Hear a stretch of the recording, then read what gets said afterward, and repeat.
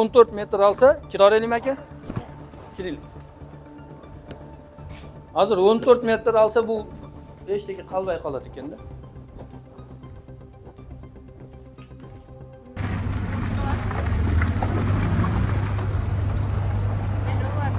Köpçülüğe narazı bolup atat, köpçülüğe bir çünbey atat bola turgan işlerge, köpçülük kalabay atat bunu.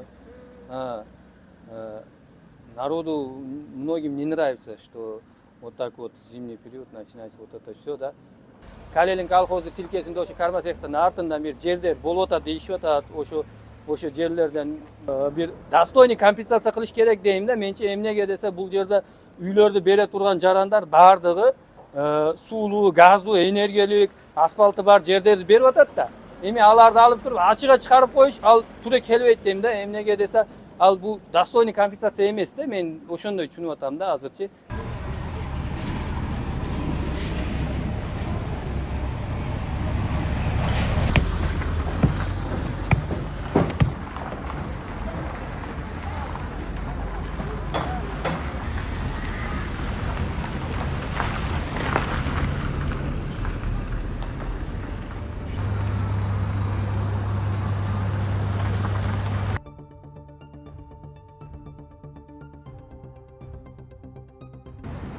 Mayli.